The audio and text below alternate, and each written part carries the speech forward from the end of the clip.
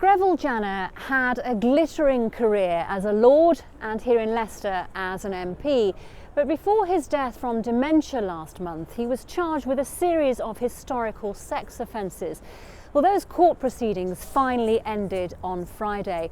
As social affairs correspondent Jeremy Ball reports, here in the East Midlands, it's left a string of unanswered questions. The role of civil society is important. The public face of a politician who represented Leicester for almost 30 years. Use your vote in 2 weeks to help me back to work for you. He met royalty and celebrities. Okay, here we go, people. He was a man who made his name bringing Nazi war criminals to justice. And Greville Janner was a talented magician too. But the allegations about his private life never disappeared. Vanishes.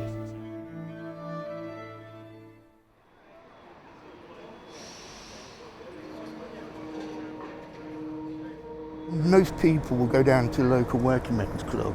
A lot of them have closed down now. It was a night out where all the family would go.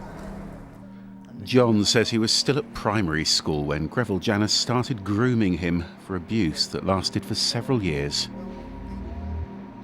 He sexually assaulted me in the private lounge of a working men's club in Leicester. He used to buy me pop and crisps, and he was obviously trying to befriend me to have his wicked way. It made me feel dirty and unloved. Very frightened because he was wielding the power. How much damage did he do to you? He's done immense damage. I can't form relationships. He took away my innocence, my trust in people, and it hurt. But John isn't the only man to break his silence after all these years. Really wanted it to go away.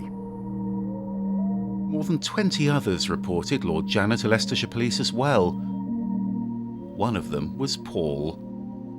He was vulnerable, in care, and only 9 years old when Greville Janner invited him to join a tour of the Houses of Parliament. Ended up just me and him left in there. And all of a sudden he just grabbed me. My arms were at my side and he grabbed me, and for about 10 seconds, long time, 10 seconds, and he basically groped me, and I was just shocked. It's eating away at me. This guy's still in my head. Lord Janner of Braunston, that really annoys me because I was born in Braunston. What right has he got to do that to me? I can remember his smiling face etched in my brain. He was an absolute monster. I tried to forget it, but the older I got, the more that I couldn't forget it, and I wanted justice.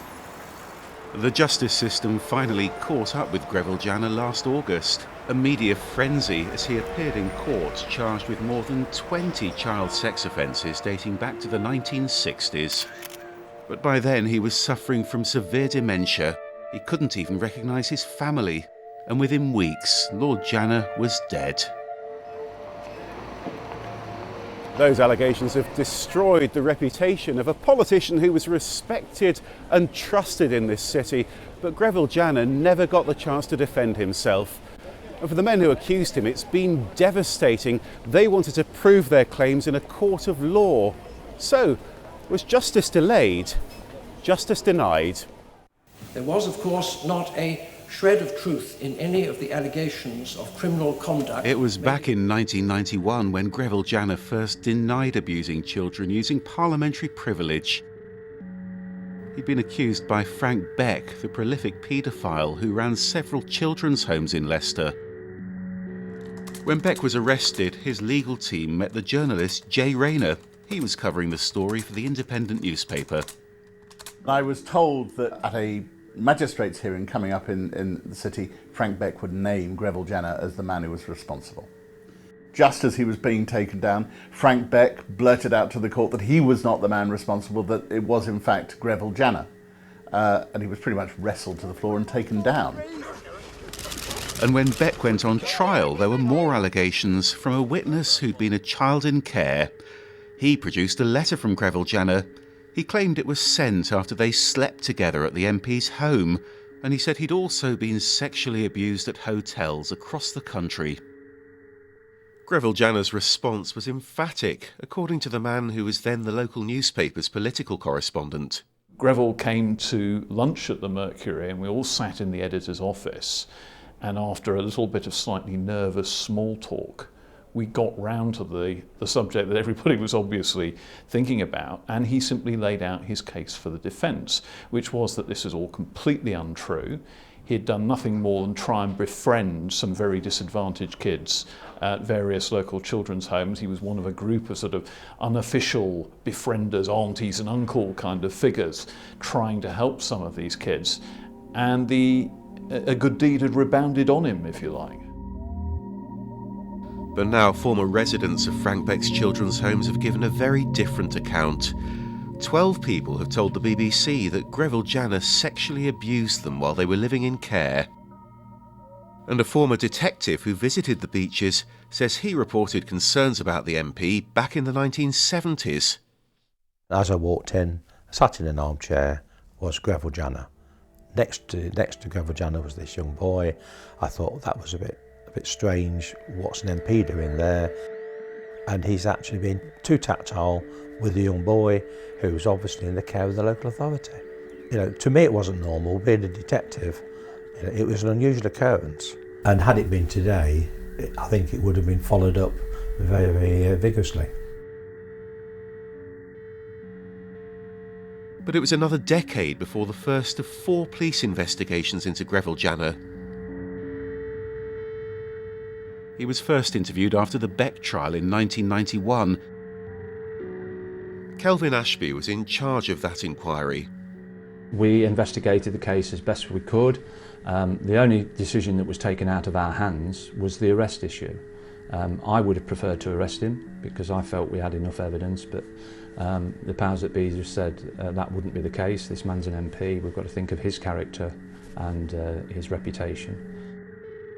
In 2002, detectives investigating Greville Janner looked at another claim of abuse at a children's home. Then in 2006, Lord Janner was the subject of a third sex abuse inquiry, but a local prosecutor decided not to press charges. And last year, Leicestershire Police said there was credible evidence that Greville Janner had committed the most serious sex crimes imaginable. But the Director of Public Prosecutions decided he wasn't fit to be charged. That prompted a furious response. Leicestershire's Police Commissioner called for a trial of the facts in his absence. A judge eventually agreed, but only after a review that took several months. I deeply regret the vacillation. We could have been in a different place if the Director of Public Prosecutions had made the right decision and quickly initially. We'd have been well through this now and the court case would have happened.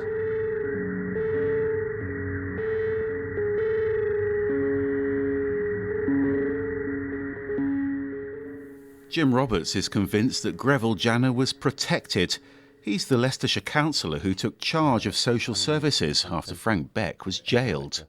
I'm very angry. I'm particularly angry because of the way things have been delayed and delayed until there can no longer be any proper answers. And I just think that's the establishment taking care of its own. You push things under the carpet, and I'm angry about the way that happens. The great and the good take care of the great and the good, and I think that damages our whole justice system. Greville Janner's family still insists that the allegations against him aren't true. Now the evidence will be considered by the National Inquiry into Child Sexual Abuse, but it'll never be heard in a criminal court. I think people went out of their way to protect the establishment because there's just too many unanswered questions even now. He was an absolute monster to attack an 8-year-old for his own sexual gratification. And if I would have shouted out and said something, maybe he would have been caught earlier. So in a way, it's guilt. If I'd have said something, maybe some of the other victims wouldn't have been victims.